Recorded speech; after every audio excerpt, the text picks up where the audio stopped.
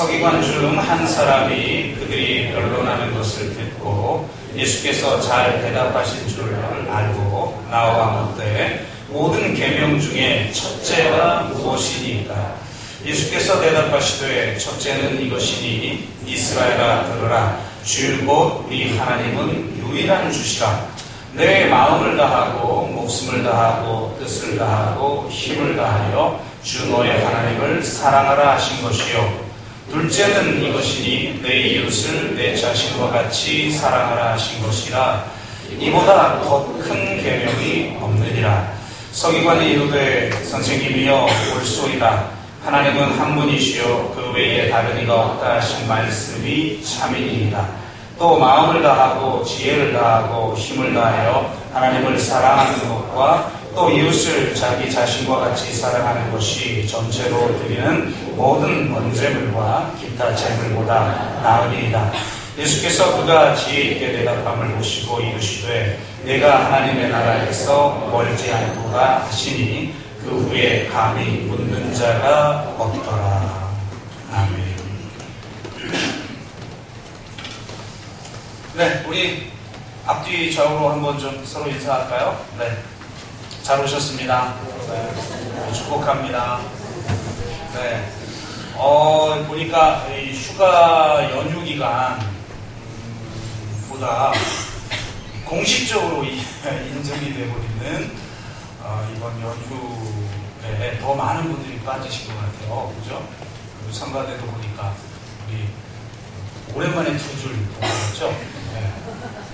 더군다나 학생이 2명이나 있었는데 이렇게 그만큼 이렇게 많은 분들이 밖에 나가신 것 같아요. 여러 가지 집안 일로 가시겠다고 또 전화 오신 분들도 있고 그런데요. 이 더운 여름 또 이 연휴 때 여러분 이 자리에 오시는 주님의 이름으로 환영합니다. 네, 진짜 앞뒤좌우로 다시 한번 잘 오셨습니다. 당신이 여기 계시니까 제가 힘이 납니다. 그죠?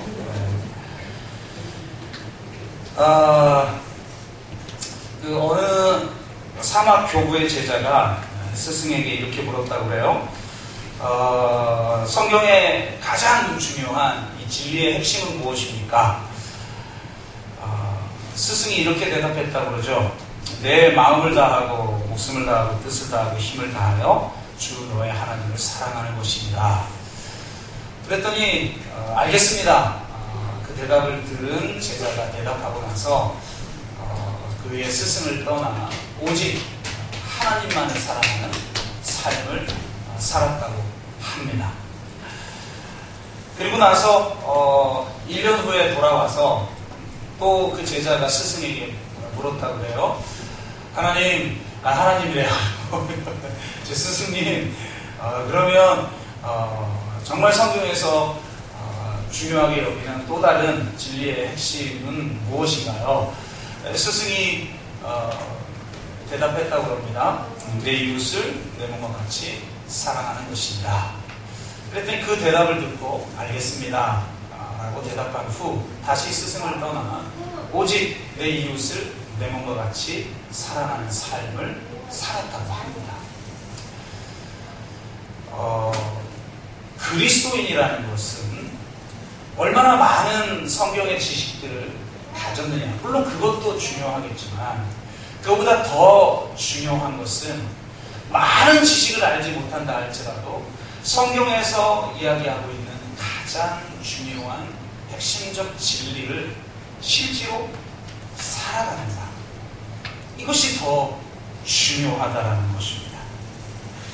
특별히 우리 그리스도인에게 주어진 가장 중요한 계명은 오늘 예수님께서 우리에게 제시해주고 있는 사랑의 이중 계명, 즉 하나님을 사랑하고 이웃을 사랑하라는 이 계명인데, 결국 이 계명대로 사는 것이 그리스도인에게 가장 중요한 삶이라고 하는 것입니다.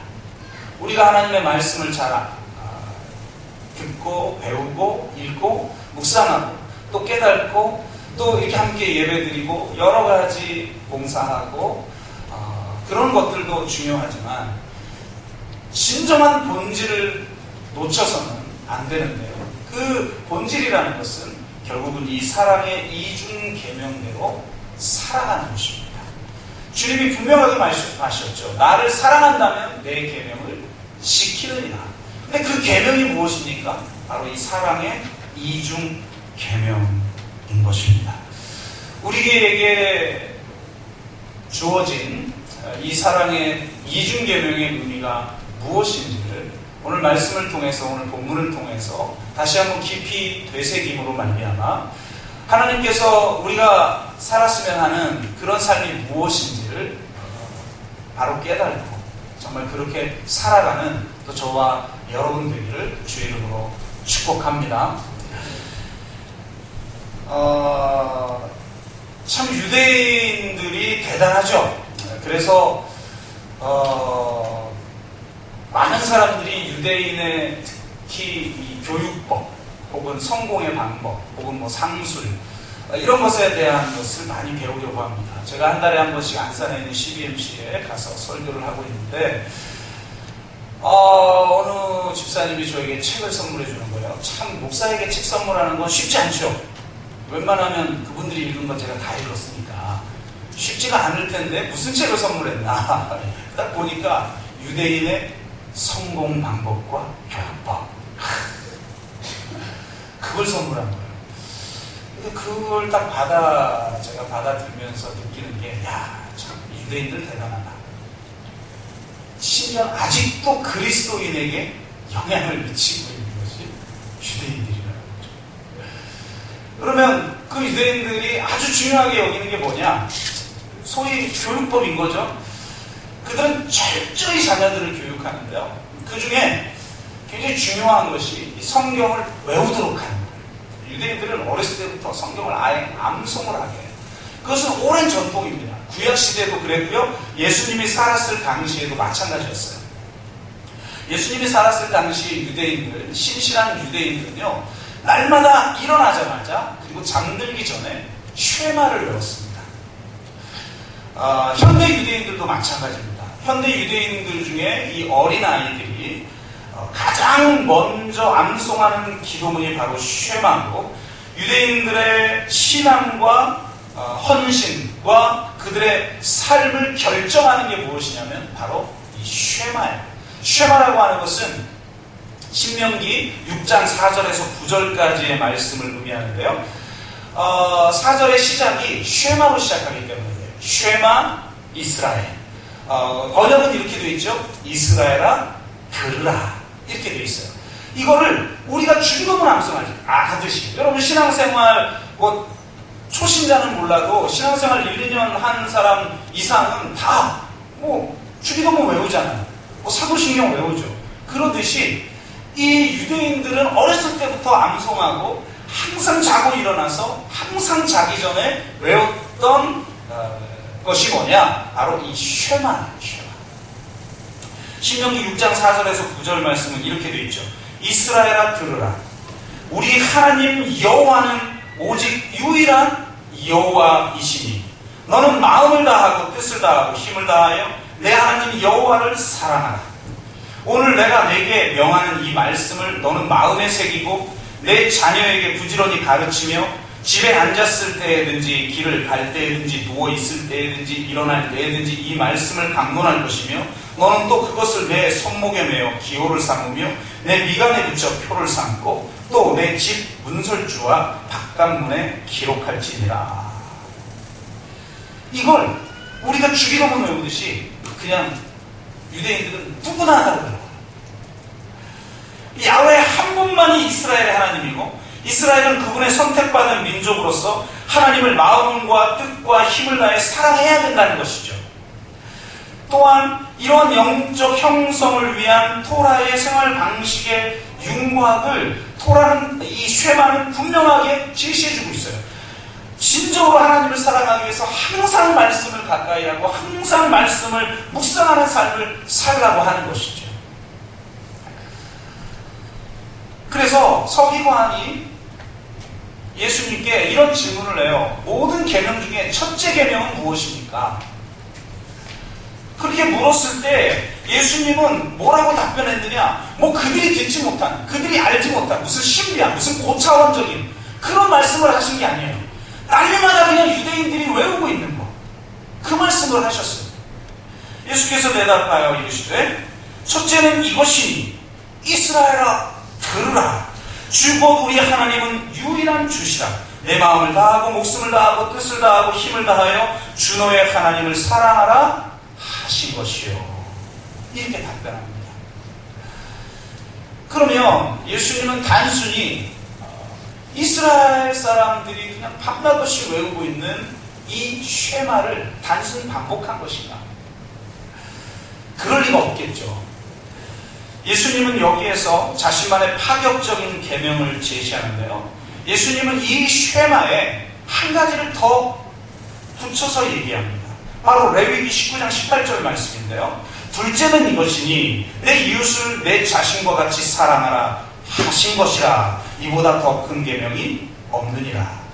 예수님은 구약에 없는 말씀이거나 뭔가 새로운 말씀을 하신 것이 아니라 유대인들조차도 중요하게 여기고 있는 레위기 19장 18절 말씀을 들어 대답하신 거예요. 그래서 서기관도 예수님이 잘 대답한 것을 인정하죠. 그래서 그 서기관의 반응을 보고 예수님이 뭐라고 해요? 그가 지혜롭게 대답한 걸 보시고 네가 하나님 나라에 멀지 않도다, 이렇게 대답하죠. 자, 보십시오. 유대인들이 다 알고 있는 거예요. 매일 외우는 거예요. 그리고 유대인들의 삶에서 레위기 19장 18절은 굉장히 중요합니다. 지금도 전 세계에서 자선을 가장 많이 하는 민족이 누굽니까? 유대인들이에요. 유대인들은 어렸을 때부터 부모들이 데리고 다니면서 자선하는 훈련을 아예 시켜요. 이웃을 사랑하는 훈련을 시켜요. 내 이웃을 내 몸과 같이 사랑하는 훈련을 유대인들은 철저하게 시켜요. 유대인들이 너무나 뻔히 알고 있고 중요하게 여기고 있는 것에 대한 것을 가지고 주님이 대답을 하셨단 말이에요. 그러면 유대인들과 예수님의 대답은 어떤 차이점을 가지고 있느냐는 거죠. 유대인들에게 절대적인 건 뭐냐? 쉐마예요. 이건 마치 나 외에 다른 신을 섬기지 말라, 혹은 새긴 우상을 만들지 말라, 혹은 하나님의 이름을 망대 일컫지 말라고 하는 그런 십계명의 말씀과 같이 중요한 거예요. 하나님은 한 분이시다. 이스라엘아 들으라. 마음을 다해 뜻을 다해 힘을 다해 하나님을 사랑하라. 이건 그들이 절대적으로 지켜야 하는 거예요. 이걸 지키기 위해서 그들은 순교를 마다하지 않았어요. 예수님이 살았을 당시에도 로마가 통치하는 시대였기 때문에 이 유대인들의 율법을 어기는 행위를 했어요. 그들이 이 쉐마 이스라엘을 절대적으로 여기는 것에 반하는 그런 조치를 취한 때가 종종 있었어요. 그때마다 유대인들은 목숨을 걸었어요. 실제로 집단적으로 순교를 하는 사건들이 예수님이 계셨을 당시에 일어났어요. 그 정도로 중요하게 여기는 거죠. 그리고 이건 그냥 중요하다라고 표현할 게 아니라 이건 절대적인 거예요. 그냥 내 목숨을 바쳐서라도 지켜야 되는 거예요. 그리고 레위기 19장 18절은 쉐마만큼 절대적이진 않지만 그들이 중요하게 여기는 것이죠. 그런데 예수님의 이 이중계명과 그럼 유대인들과 뭐가 다르냐? 예수님께서 오늘 말씀하신 것의 중요한 차이점은 뭐냐면 레위기 19장 18절 말씀을 쉐마의 위치로 격상시켰다는 거예요. 유대인들에게는 오직 한 가지 쉐마밖에 존재하잖아요. 내 마음과 뜻과 힘을 다해 하나님을 사랑하라. 이건 절대적인 거예요. 이것이 유일한 거예요. 그들이 지켜야 되는 유일한 거예요. 그리고 그들이 중요하게 여기는 삶의 실천이 레위기 19장 18절인 거죠. 그런데 예수님께서는 이런 유대인들에게 지금 무엇을 말씀하고 있냐면 레위기 19장 18절 말씀, 내 이웃을 내 몸과 같이 사랑하라는 이 말씀을 유대인들이 절대적으로 여기고 있는 이 쉐마의 말씀에 병합시켜버린 거예요. 그리고 뭐라고 말씀하시느냐? 이보다 더 큰 계명이 없느니라. 이렇게 말씀하고 있어요. 무슨 말이에요? 첫째는 하나님을 사랑하는 것이고 그거에 비하지 못하지만 둘째는 내 이웃을 내 몸같이 사랑하라. 이건 유대인들의 해석이에요. 예수님이 지금 말씀하시고 있는 건 이건 첫째고 이건 둘째고 이게 아니에요. 유대인들이 누구나 다 그냥 날마다 외우고 있는 그것에 진정 이보다 더 큰 계명이 없는 계명은 무엇이냐면 바로 내 이웃을 내 몸같이 사랑하라는 그 계명을 합쳤을 때만 그것이 더 큰 계명이 없는 가장 중요한 계명이라는 거예요. 다른 말로 말하면 내 이웃을 내 몸같이 사랑하라는 것을 쉐마의 위치까지 격상시켜서 이제는 하나님을 사랑하는 것과 내 이웃을 사랑하는 것이 동등하며 동등한 두 개의 계명이 있는 게 아니라 절대로 어느 것 하나 없이는 어느 것 하나도 온전할 수 없는 하나의 계명, 이것보다 더 큰 계명이 없다라고 하는 가장 큰 계명으로 하나님 사랑과 이웃 사랑을 동시에 이야기하고 있다. 그들은 이웃 사랑이 중요하고 내 이웃을 내 몸같이 사랑하는 게 유대인들은 중요했어요. 그러나 하나님을 사랑하는 것에 비해는 그건 매우 부차적인 거예요. 이건 너무나 절대적인 것이어서 심지어는 이것을 지키기 위해서 내 이웃을 내 몸같이 사랑하라는 걸 지키지 않아도 될 정도라는 거죠. 그런데 예수님은 지금 뭘 얘기하고 있느냐? 그들이 날마다 외우고 있는 이 쉐마에 근본적으로 내 이웃을 내 몸같이 사랑하라는 것을 합쳐서 이보다 더 큰 계명이 없는 거예요. 그러니까 첫째, 둘째라고 하는 것은 여러분 이게 가장 중요한 거고 그 다음 중요하다 이런 말을 하는 게 아니에요. 이보다 더 큰 계명이 없다라는 말을 통하여서 예수님이 강조하고 있는 것은 도리어 후자인 것이죠. 이게 히브리 문법에서는 앞에서 말한 것보다 뒤에서 말한 것에 더 강조점이 있어요. 가이사의 것은 가이사에게, 그러나 하나님의 것은 하나님에게. 어디에 강조점이 있어요? 후자에 있는 거죠. 이게 히브리인들의 문법이에요. 예수님이 특별히 이스라엘이 날마다 자고 일어날 때마다 외우고 있는 것에 내 이웃을 내 몸과 같이 사랑하라는 것을 병치시킨 새로운 쉐마, 새로운 절대적 계명, 새로운 첫째 되는 계명을 예수님이 지금 선포하고 있는 거예요. 그러므로 이웃을 사랑하지 않는데 하나님을 사랑한다? 이건 거짓말입니다. 그래서 요한일서에서도 명확하게 이야기하죠. 보이는 사람을 사랑하지 않으면서 보이지 않는 하나님을 사랑한다는 것은 거짓말이니라. 이건 하나님의 말씀인 거예요.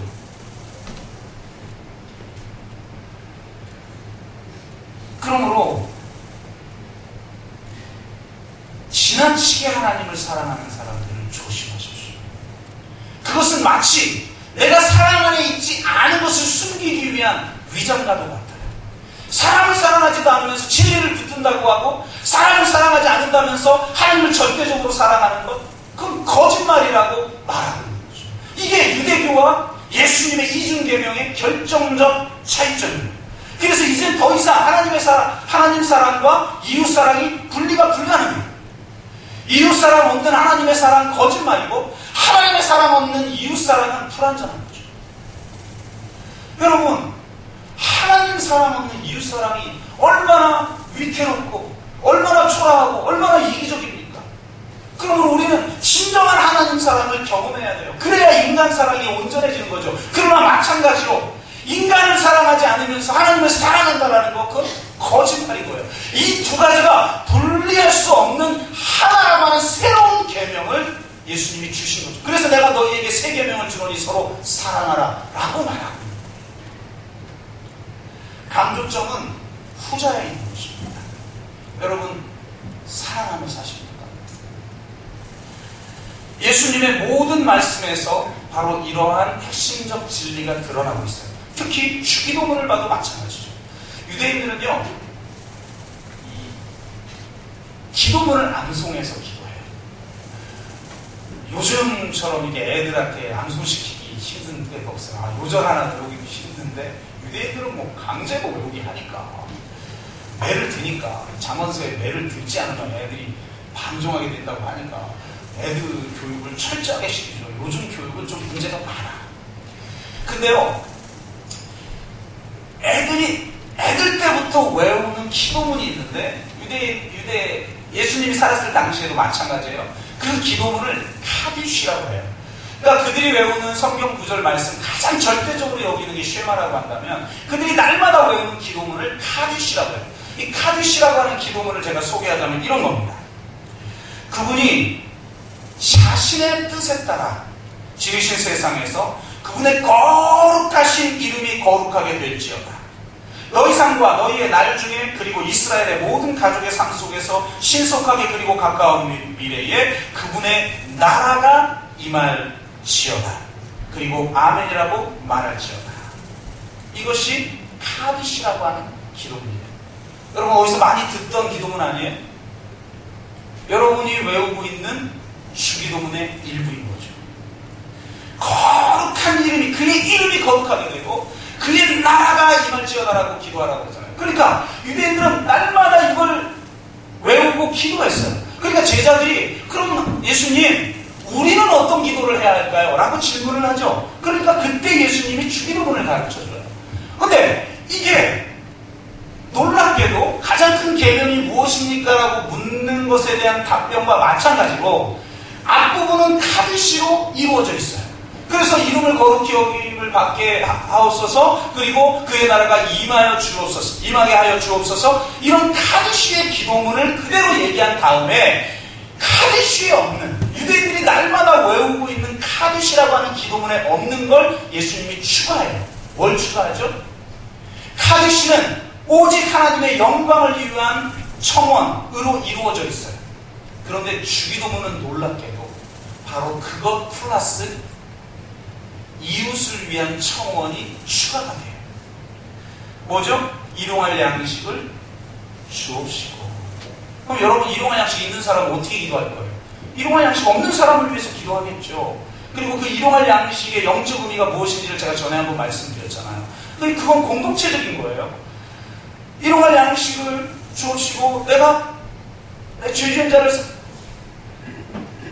내가 죄 사함을 받은 것처럼 죄 지은 자를 아니죠. 죄 지은 자를 같이 저의 죄를 사해달라고. 그러니까 뭐예요? 우리가 이웃을 용서하게 해달라는 기도인 거죠.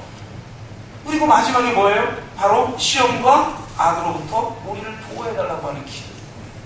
그러니까 예수님의 주기도문은 이 카디시의 플러스 이웃을 위한 청원으로 이루어져 있는 거죠. 그러면 유대인들이 날마다 외우고 있는 것에 이것을 추가해서 말하고 있다는 것은 이제 예수님의 강조점은 바로 후자에 있는 거죠. 주기도문의 핵심은 전자에 있는 것이 아니라, 물론 전자예요. 그걸 전제로 할 때 후자가 의미가 있는 거죠. 그의 이름이 거룩히 되고 그의 나라가 임하게 임하고 뜻이 하늘에서 이루어진 것처럼 땅에서도 이루어지는 게 이걸 전제로 하여서 이 이웃 사람에 대한 기도가 있는 것이죠. 그러나 예수님의 강조점은 전자가 아니라 후자에 있는 거예요. 그러니까 예수님은 주기도문을 통해서든 이 사랑의 이중 계명을 통해서든 우리에게 강조하고 있는 것은 하나님의 사랑과 이웃 사랑이라는 게 절대로 분리 불가능하다.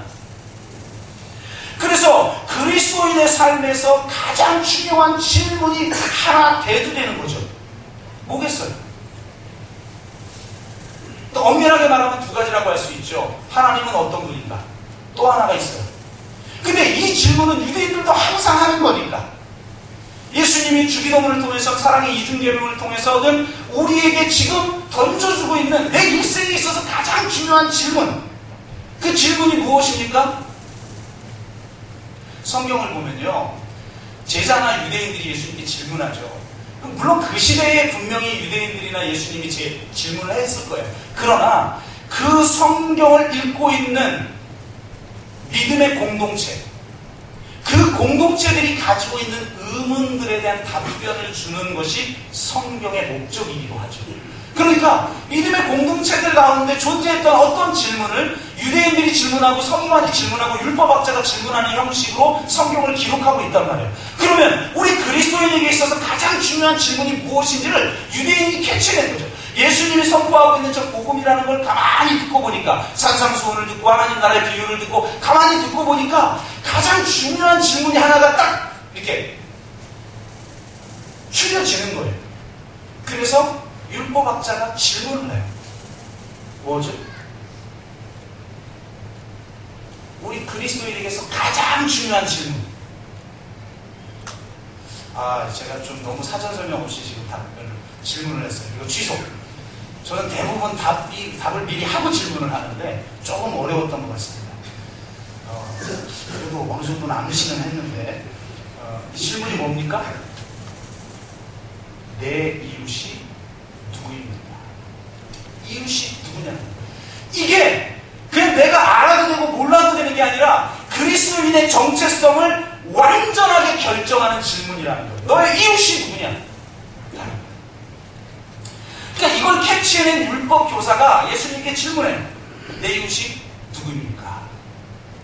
이렇게 질문하니까 예수님이 답변을 하죠. 물론 예수님의 답변을 통해서도 우리가 알 수가 있고 결국 예수님이 누구를 이웃 삼았는가를 보면 알 수가 있는 것이죠. 여러분, 예수님은 누구를 이웃으로 삼았습니까? 누구에게 나아갔습니까? 예수님은 오는 건 아무도 막지 않았어요. 예수님에게 오는 건 세리건 그 다음에 심지어는 사내들인 공유의 의원이건 누구든, 부자건 가난한 자건 누구든 막지 않았어요. 오는 건 막지 않았어요. 근데 그분이 갈 때는 구별했어요. 놀랍죠? 성경을 읽어보시면요, 오는 건 아무도 막지 않았는데 예수님이 찾아가는 이웃은 정해져 있었어요. 누구죠? 죄인들이었습니다. 예수님은 죄인들의 이웃이었어요. 유대사회가 죄인이라고 칭하는 세리나 창녀나 병자들이나 소외된 자들이나 그들이 개처럼 여기는 이방인이나 혹은 이방인보다 못한 사마리아 사람들에게 예수님은 나아가셨습니다. 예수님은 그 당시 유대인들이라면 결코 한자리에서 함께 식사를 하지 않는 자들과 함께 밥상 공동체를 이루신 것이죠. 부정한 자들과 죄인들과 그분은 함께 식사하셨고 그분은 그들과 함께 밥상 공동체를 이루셔서 그분은 그들과 함께 교제하셨습니다. 그래서 예수님은요 그들과 함께 교제함으로 말미암아 별명을 얻게 되었는데 이 별명이 뭐죠? 죄인의 친구라는 별명을 얻었어요. 또 먹기를 탐하고 포도주를 즐기는 자다. 그래서 어떤 분은 막 이 말씀을 통해서 봐라, 예수님도 먹기를 탐했고 포도주를 즐겼으니까 많이 먹고 술도 먹고 즐기고 노세 젊어서 노세, 이걸 예수님이 주장하셨다 이렇게 얘기하는데 이 말씀은 좀 더 깊은 의미가 있어요. 예수님이 이런 별칭을 들었다라는 건 이건 굉장히 위험한 상황에 놓이게 된 거예요. 예수님 당시에는요 자녀 교육을 아주 엄하게 시켰습니다. 그래서 만약에 자녀가 말을 안 듣는다, 어떻게 했느냐? 죽여버렸어요. 그러니까 이렇게 교육시키니까 애들이 이렇게 시켜야 된다는 말은 아니고 그 당시 어떻게 했느냐? 문제아예요. 그럼 문제아 자식을 공동체에 데려가요. 마을 공동체. 예수님 당시만 해도 지금처럼 이렇게 가족이 안 중요했어요. 우리는 막 가족이 막 절대적이잖아요. 가족에 벌벌 떨잖아요. 교회도 가족을 회복시켜주니까 나오는 사람 많잖아요. 이 당시에는 가족이 그렇게 중요하지 않았어요. 아니 뭐 여자나 애는 숫자에도 들어가지 않는데, 숫자에 들어가지 않는다라는 건 인격체로 여기지 않는다는 거예요. 결핍된 존재로 여긴다라는 것이죠. 온전한 존재가 아니에요. 그런데 무슨 그런 구성원들로 이루어진 가정이라는 게 지금처럼 중요시 여겼겠습니까? 그렇지 않은 거죠. 그래서 이 문제아 아들이 있으면 그 아들을 마을의 장로들 앞으로 데려가요. 장로들 앞에 딱 세운 다음에 뭐라고 이야기를 하느냐, 이렇게 얘기해요. 여기 있는 우리 아들은 완악하고 반항적입니다. 우리 말을 도무지 듣지 않습니다. 그는 먹기를 탐하고 포도주를 즐깁니다. 이렇게 증언하면 장로들이 그거를 받아들이면 어떻게 하느냐? 마을 사람들이 도적 아들을 죽였어요. 이게 그 당시 유대인들이에요. 그러니까 지금 예수님에게 죄인들의 친구고 먹기를 탐하고 포도주를 즐기는 자다 라고 하는 별칭을 줬다는 게 뭐냐? 지금 돌로 쳐 죽일 존재라는 거예요. 지금 이 사회의 질서를 어지럽히고 이 마을의 질서를 어지럽히고 우리 가정의 질서를 어지럽히는, 한마디로 말하면 호로자식이라는 거죠. 예수님의 별칭이 우리 한국식으로 말하면 호래자식이에요. 그래서 지금 당장 마을 사람들이 돌로 쳐 죽여도 되는 존재라는 거예요. 왜? 있어서 정말 중요한 게 무엇이냐? 바로 거룩이죠. 레위기 모세오경 중에 유대인들의 삶을 규정한 것이 레위기에 있고, 레위기를 갱신한 게 신명기에 있는 거죠. 근데 그 레위기의 가장 핵심이 뭐예요? 내가 거룩하니 너희도 거룩하라. 그러니까 유대인들에게 있어서 여호와가 한 분이시고 마음 다해 뜻을 다해 힘을 다해 하나님을 사랑하는 게 뭐냐? 그 거룩한 하나님을 닮는 거예요. 내가 거룩하니 너희도 거룩하라고 하는 그 말씀대로 우리가 거룩하게 사는 거죠. 그런데 어떻게 거룩하지 않는 자들과 한 자리에 있겠어요? 그 거룩이 이 부정함과 이 죄악으로 인해 물들어 버리는데 어떻게 그들과 한 자리에서 식사를 할 수 있어요? 할 수 없는 거죠. 여러분, 선한 사마리아인의 비유를 예수님이 드셨잖아요. 이해가 안 되는 게 있어요. 유대인들이 개처럼 여겼던 이방인들, 그리고 그 이방인보다 못한 사마리아인도 강도 만난 자를 도와줬단 말이에요. 그러면 어렸을 때부터 이웃을 돕도록 훈련시키는 유대인의 교육 방법에 의하면 이웃을 섬기도록 되어 있단 말이죠. 그럼 왜 안 섬겼을까? 말이죠. 왜 안 섬겼을까? 유대인들이 사랑이 없어서? 천만의 말씀. 유대인들이 내 이웃을 내 몸과 같이 사랑하지 않아서? 천만의 말씀. 유대인들은 내 이웃을 내 몸과 같이 사랑했던 사람이에요. 그들은 그 말씀을 어렸을 때부터 외우며 부모들과 손을 붙잡고 함께 자선을 베풀고 이웃을 사랑하는 걸 아예 교육으로 훈련받는 사람들이에요. 그들이 사랑이 없어서 강도 만난 자를 구하지 않은 게 아니란 말이에요. 그들에게 있어서 중요한 것은 거룩이었기 때문이에요. 그들은 거룩을 더 중요하게 여기는 사람이었어요. 시체를 만지면 부정하게 되기 때문에 제사장은 시신을 만지지 않은 거죠. 율법에 의해 가까운 친척이 아닌 경우는 절대로 시신을 접촉해서는 안 되게 되어 있어요. 그렇기 때문에 그들은 사랑이 없기 때문이 아니라 철저히 하나님의 말씀에 순종하기 위해서 강도 만난 자를 돕지 않은 거거든요. 예수님이 이 사마리아인의 비유를 통해서 우리에게 주는 경각심이 뭐냐?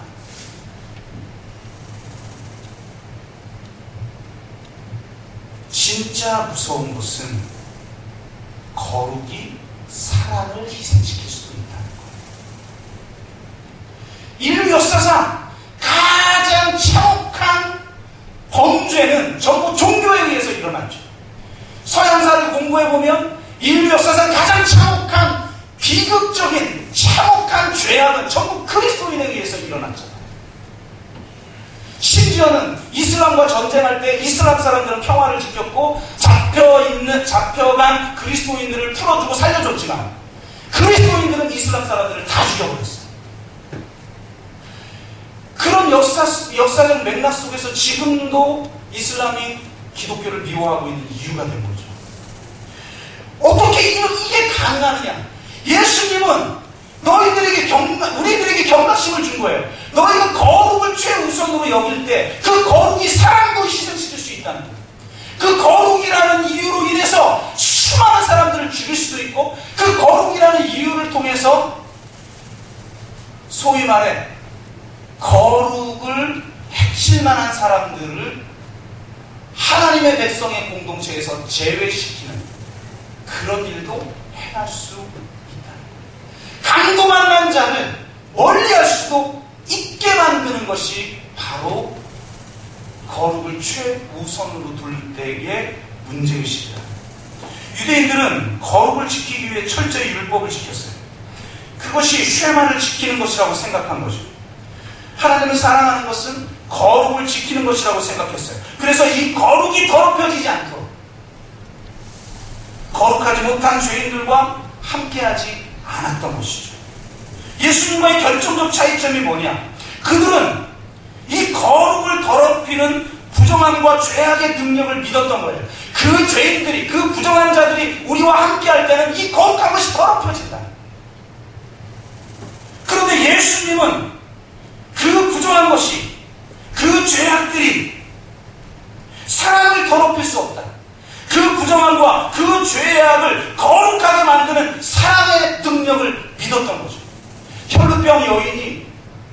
부정한 자죠. 그 당시에 혈루병 여인은 율법에 의하면 철저하게 더럽혀진 자예요. 부정한 자요, 죄인이죠. 그 혈루병 여인이 남자의 옷수를 잡았다. 옷자락이라는 건 그 옷수를 말하는 것이고, 그것은 유대인들의 옷자락에 달린 그 옷수를 의미하는 거예요. 이것은 그 사람의 권위를 상징하는 것이죠. 그 옷수를 붙잡았다. 그건 좀 있을 수 없는 거예요. 그거는 그 사람을 더럽히는 행위예요. 그래서 병자들이나 특히 문둥병자들, 한센병이라고 하는 그 문둥병자들은요, 마을 공동체에 있을 수 없어요. 마을 공동체 외곽에 따로 있어야만 해요. 왜? 이 마을을 더럽히니까. 그 사람과 접촉된 사람들을 더럽히니까. 그 땅을 더럽히고 마을을 더럽히고 공동체를 더럽히고 그 사람과 접촉된 사람들을 더럽히는 거니까 그들을 마을 바깥으로 내쫓아버렸어요. 그런데 놀랍게도 그 문둥병이, 그 더러움이, 그 죄악됨이 예수님을 더럽히지 못했다는 거예요. 도리어 예수님의 사랑의 능력이 그 더러운 자를, 그 죄악된 자를 거룩하게 만들어버리고 그를 치유했다는 거예요. 이것이 예수님이 보여주신 사랑의 능력입니다. 예수님은 거룩보다 사랑이 위대하다고 여겼습니다. 사랑이 부정한 것을 거룩하게 만드는 능력이라는 걸 믿으셨어요. 그래서 구약은 내가 거룩하니 너희도 거룩하라고 말하지만 신약은 예수님이 직접 하신 말씀에서 그 구절을 바꿔서 이렇게 말씀하신 거죠. 내가 온전한 것처럼 너희도 온전하라. 온전함이 뭐냐? 사랑이라는 거예요. 사랑만이 우리를 온전하게 한다는 거예요. 그래서 내가 자비한 것처럼 너희도 자비하라는 구절로 바꾸시는 거죠. 여러분, 이렇게 바뀌면 질문이 바뀌어요. 그리스도인에게 있어서 예수님의 말씀을 따르고 지켜야 하는 그리스도인에게 있어서 가장 중요한 질문이 내 이웃은 도대체 누구냐? 라는 걸 캐치해낸 율법사가 예수님께 질문하죠. 내 이웃은 누구냐? 근데 예수님이 대답을 직접적으로 하지 아니하시고 선한 사마리아인의 비유를 드시죠. 뭐 설명할 필요가 없는 너무나 유명한 이야기. 선한 사마리아인의 비유를 드신 다음에 이렇게 반문하셔요. 유대인, 그러니까 율법학자에게. 누가 강도 만난 자의 이웃이냐? 거룩을 가장 앞세운 사람들은 이렇게 질문합니다. 누가 내 이웃이냐? 누가 나의 이 거룩을 더럽히지 않을 자입니까? 누가 선택된 자입니까? 누가 사랑받을 만한 자입니까? 누가 나와 함께할 만한 자격을 갖춘 자입니까? 이걸 물어요. 거룩을 추구하는 자들은 그래요. 사랑을 추구하는 사람은 이렇게 물어요. 내가 누구의 이웃입니까? 누가 강도 만난 자의 이웃입니까? 라고 물어요. 죄만을 중요하게 여기고 거룩을 최우선으로 여기는 자는 누가 내 이웃입니까? 라고 질문하지만 사랑의 이중계명을 중요하게 여기고 사랑을 최우선으로 여기는 사람은 내가 누구의 이웃이 되어줄 것인가를 묻는다라는 거죠. 강도 만난 자란 상처 입은 자를 대표하는 사람입니다.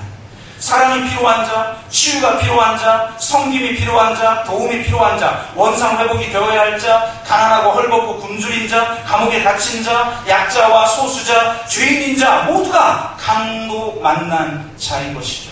그들의 이웃이 되어주고 있는가라고 주님은 우리에게 묻고 있는 거예요. 유대인 당시에 유대인들도 이웃을 사랑했어요. 너무나 중요하게 레위기 12장 18절을 중요하게 여긴 사람들이에요. 근데 그 이웃의 항목은 내 거룩을, 나의 구원을, 나의 선택됨을 더럽히거나 희석하거나 어지럽히지 않는 사람들이었던 거예요. 바로 그들에게서 제외된 사람들에게 예수님은 나아가서 그들에게 다가가고 그들을 사랑하고 너도 소중한 존재라고 말씀해 주시고 그들을 치유하고 그들을 회복시키셨어요. 현대 기독교는 예수님 살았을 당시에 유대교를 너무나 닮았어요. 오직 마음을 다해 뜻을 다해 힘을 다해 하나님을 사랑하는 계명에 함몰되어 있어요. 내 이웃을 내 몸과 같이 사랑하라고 하는 그 계명에 대해서 정말 구원론적인 중요성을 가지고 접근하지 못해요. 최후 심판의 비유가 적혀있는 마태복음 25장에 여러 비유가 나오는데 그 중에 하나가 바로 양과 염소의 비유입니다. 이 양과 염소의 비유가 우리에게 충격을 던져주는 건 염소의 정체성이에요. 누가 염소인가? 도대체 염소는 누구인가? 그 사람은 무슨 율법을 어기고 모세오경의 율법의 항목들을 지키지 않고 부정하고 혹은 나쁜 짓을 행하고 악을 행하고 그런 사람들이 염소가 아니었어요. 나쁜 짓을 많이 한 사람이 아니라 사랑하지 않는 자가 염소였어요. 최후 심판에 우리는 우리가 한 것 때문이 아니라 우리가 하지 않은 것 때문에 심판받는다고 도전하고 있어요. 뭘 하지 않고 있느냐? 내 이웃을 내 몸과 같이 사랑하지 않은 것을 가지고 우리가 심판을 받는다는 사실을 기억해야 합니다. 양과 염소의 비유에서 우리에게 던져주는 중요한 문제제기 중 또 하나가 뭐냐면 우리가 한 것이 아니라 우리가 하지 않은 것을 통해서 심판을 받고 우리가 악을 행한 것이 아니라 우리가 사랑하지 않은 것 때문에 심판을 받는다는 것뿐만 아니라 바로 예수님이 말씀을 선포하신 것의 핵심적 요소가 여기에도 깃들어 있죠. 누가 이웃인가? 라는 거예요. 내가 누구의 이웃이 되어주고 있는가? 라는 거예요. 유대인들은 지금도 유대인들은 자선을 가장 많이 하고 내 이웃을 내 몸같이 사랑하면서 실천하면서 살아가요. 우리가 그리스도인은 기독교는 은혜로 구원받지만 유대인은 행위로 구원받는다. 무슨 행위일까요? 자선을 베푸는 것이고 내 이웃을 내 몸같이 사랑하는 것이죠. 그러니까 우리가 유대교를 행위의 종교라고 말을 하고 있죠. 행위로 구원받는다. 그래서 자선하고 사랑하고 베풀고 내 이웃을 내 몸같이 사랑하지만 우리는 하나님을 사랑하고 하나님을 믿는 종교다. 은혜로 구원받는다. 완전히 거꾸로 알고 있습니다. 그게 유대교인 거예요. 그게 하나님만을 사랑하는 종교가 유대교고 기독교는 하나님을 사랑할 뿐만 아니라 내 이웃을 내 몸같이 사랑하는 종교가 기독교인 거예요. 이게 지금 완전히 거꾸로 돼버렸어요. 유대교는 내 이웃을 내 몸같이 지금도 사랑하고 살아요. 근데 유대교가 뭐가 문제냐? 이웃의 범위가 문제예요.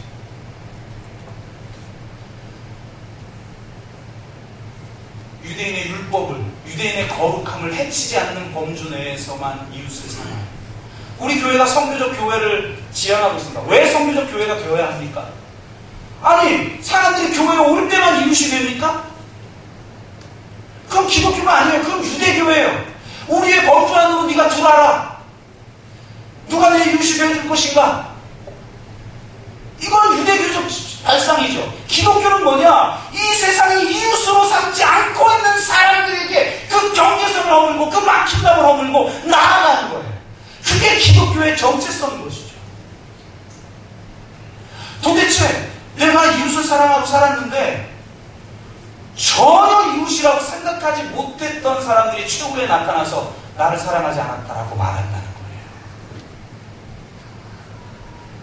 내가 언제 주님을 먹이고 내가 언제 주님을 입히고 내가 언제 주님을 돌보고 내가 언제 주님을 찾아갔죠. 또 염소는 뭐라고 해요? 똑같아.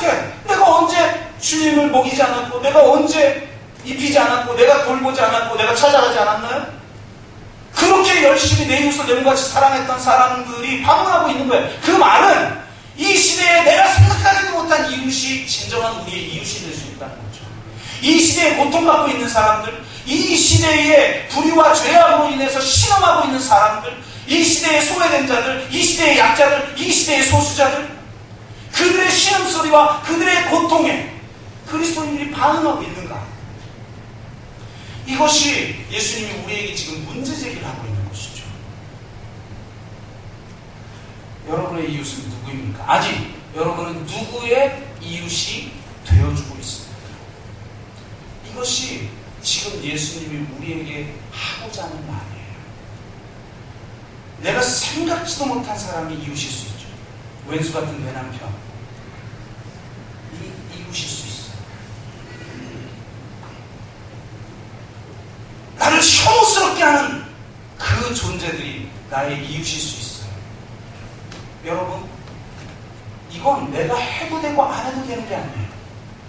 그가 나를 구원하는 자예요. 그 안에 그리스도가 있어요. 기독교의 사랑이라는 건 뭐냐면 세상 사람들이 도무지 거룩하다라고 정결하다라고 선하다라고 말할 수 없는 이웃에게조차 그리스도를 발견하는 사람들이 기독교예요. 나에게 이 지극히 작은 자에게 한 것이 나에게 한 것이다 라는 것을 볼 수 있는 사람들이 그리스도인 것이죠. 여러분은 그런 사람들을 사랑하고 있습니다. 옆 사람 딱 붙잡고 당신이 나를 구원하는 자리군요. 한번 얘기해보세요. 손 붙잡고 당신이 나의 이웃입니까? 사랑하겠습니다. 성겠습니다. 오늘 부부싸움하고 온 사람들 더욱더 강하게 붙잡고 당신이 나를 구원하는 자리니까 말씀을 맺습니다. 예수님은 유대인들과 다른 사랑의 이중계명을 우리에게 도전하고 있습니다. 사랑의 이중계명, 상상수훈, 주기도문, 또 예수님이 하신 말씀, 예수님이 하신 사역, 이 모든 것을 통해서 하나님 사랑과 이웃 사랑이 분리될 수 없음을 우리에게 증거해주고 있는 겁니다. 하나님 사랑과 이웃 사랑이 완전히 하나님을 몸소 실제적으로 보여주신 분이 예수 그리스도이신 것이죠. 그래서 우리가 사랑의 이중계명을 실천하는 것은 무엇으로부터 출발하냐면 바로 우리에게 하나님 사랑과 이웃 사랑을 완전히 하나 되게 하신 예수 그리스도를 따르는 삶입니다. 그래서 예수 그리스도를 나의 주로 여기고 그분이 나를 따르라고 하는 그 부르심 앞에 순종하는 것을 통해서 우리는 비로소 사랑의 이중계명을 시작할 수 있어요. 이게 어느 정도 중요하냐? 예수님의 제자가 되겠다라고 하는 한 사람이 예수님께 나오죠. 여러분, 그 당시에 예수님의 제자가 된다는 건 죄인들의 친구요, 먹기를 탐하고 포도주를 즐기는 자, 즉 마을 사람들이 바로 돌로 쳐 죽여도 되는 자의 무리에 속하게 된다는 거예요. 이건 엄청난 모험이에요. 1세기 때에 엄청난 희생을 한 거예요. 그런 희생을 하고 내가 당신의 제자가 되겠습니다라고 결단한 한 제자가 예수님에게 이렇게 얘기하죠. 예수님, 내가 당신을 따르겠습니다. 그런데 제가 먼저 아버지를 장사하고 오게 해주십시오 라고 허락을 구해요. 근데 예수님이 어떻게 하셨죠? 죽은 자들이 그들의 죽은 자를 장사하게 하고 너는 나를 따르라 이렇게 얘기하셨어요. 여러분, 이건 지금 봐도 있을 수 없는 이야기고 유대인들에게 더욱더 있을 수 없는 이야기예요. 유대인들에게 아버지를 장사 지낸다는 건 얼마나 중요한 일이냐면 심지어는 쉐마 암송보다 중요한 일이에요. 유대인들은요, 목숨처럼 쉐마를 여겼어요. 중요하게 여겼어요. 절대적으로 여겼어요. 그래서 신실한 유대인들은 반드시 쉐마를 입에 달고 살아요. 그런데 유일하게 쉐마 암송이 면제되는 때가 있어요. 쉐마 암송이. 이게 언제일까요? 이렇게 질문해야지. 지금 답을 다 가르쳐드리고 질문해요. 언제죠? 아버지 장사 지낼 때. 심지어는 쉐마보다 앞선 게 아버지를 장사 지내는 거예요. 그게 토라를 지키는 거라고 유대인들은 여겼던 거예요. 근데 예수님은 그것을 전면적으로 하지 못하도록 말씀하셔요. 그러면서 너는 나를 따르라고 말해요. 무슨 말이냐? 토라를 따르는 게 중요한 것이 아니라 너는 나를 따르는 게 중요하다 라고 말씀하시는 거죠. 자기를 부인하고 자기 십자가를 지고 너는 나를 따르라는 그 부르심 앞에 순종하는 자만이 사랑의 이중계명을 시작할 수 있다는 거예요. 이것이 주님이 우리에게 던져주고 있는 최고의 도전인 것입니다. 그리스도인이 된다는 것은 쉬운 게 아닙니다. 단순히 우리가 남을 전도할 때 외웠던 그런 믿음 공식들, 성경을 요약한 어떤 공식들을 내가 인지적으로 인정하고 고백하는 것이 그리스도인이 아니라 심지어는 유대인조차도 쉐마를 암송하는 것보다 더 중요하게 여겼던 그 일을 하게 해달라고 그러는데 그것보다 중요한 것이 무엇이냐? 예수를 따르는 것이라는 거죠. 자기를 부인하고 자기 십자가를 지고 주님을 따르는 거예요. 주님이 살았던 그 삶을 내가 살겠다라고 결단하고 내 목숨을 아낌없이 그분을 위해서 내어드리는 자를 그리스도인이라고 말한다는 거죠. 그렇게 주님을 따를 때 우리는 하나님을 사랑하고 이웃을 사랑하는 자가 되는 것입니다. 교회를 다닌다고 그리스도인이 아닙니다. 그저 믿음의 공식 몇 가지 내가 입술로 고백한다고 해서 그리스도인이 되는 게 아닙니다. 예수님을 따르는가, 그 예수를 위해 내 전부를 내어놓을 수 있는가, 그 사람이 진짜 예수님을 만난 사람이고, 진짜 예수님을 만난 사람은 그분 안에 하나님 사랑과 인간 사랑이 완전하게 하나됨을 발견하는 거죠. 그래서 그분의 사랑 안에 머물러 우리가 온전히 하나님을 사랑하고 내 이웃을 내 몸과 같이 사랑하는 삶을 살아가는 자가 그리스도인인 줄로 믿습니다. 마지막 날 우리가 염소가 아니라 함께 양이 되는 축복이 있기를 주님으로 축복합니다. 우리 한번 같이 기도합시다.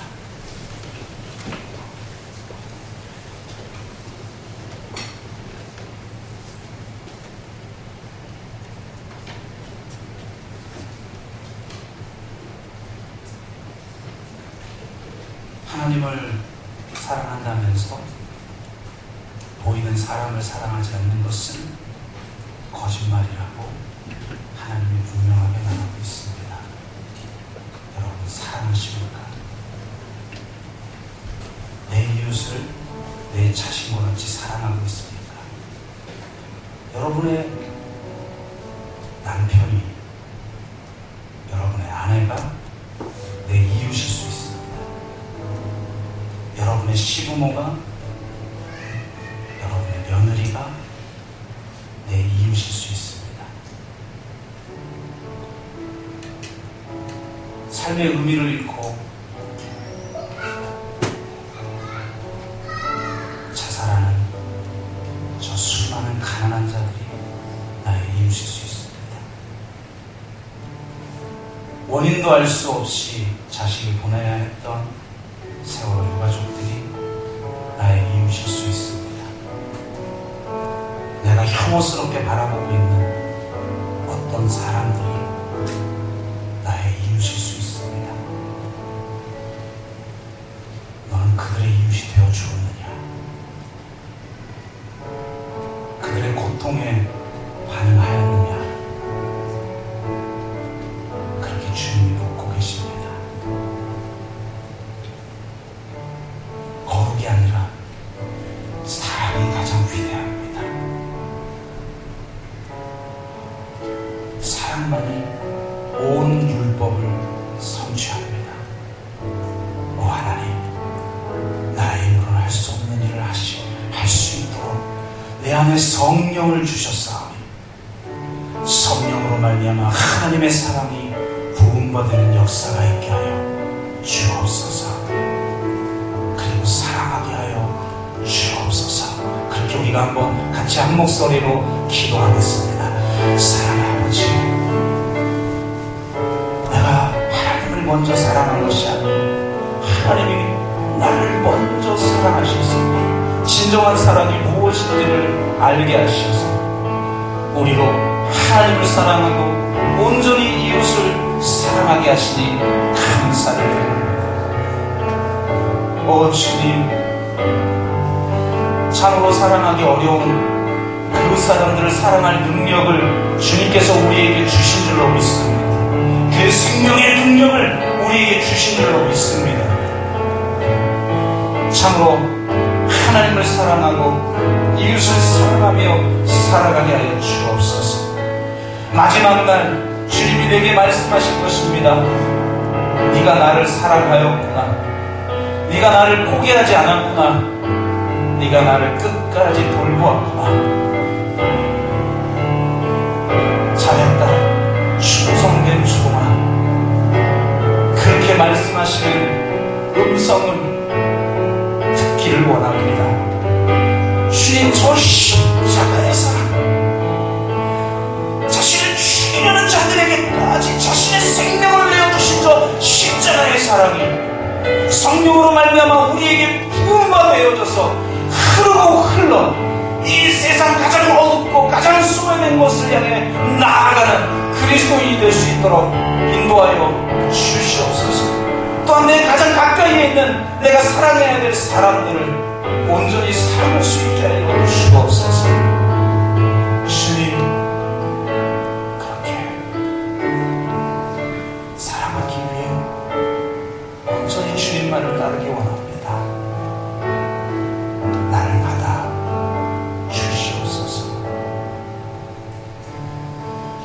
하나님, 이 세상의 것들이 나에게 만족을 줄 수도 없고 기쁨을 줄 수도 없고 행복을 줄 수도 없습니다. 오직 당신의 사랑만이 우리에게 진정한 생명을 주시고 그 사랑이 흐르고 흘러 내 이웃을 내 몸과 같이 사랑하는 삶을 온전하게 살 수 있게 하시니 감사드립니다. 그렇게 주님의 사랑의 이중 계명을 온전히 믿고 실천하고 행하는 우리 모두가 될 수 있게 하여 주옵소서. 감사드리며 예수 그리스도의 이름으로 기도드리옵나이다.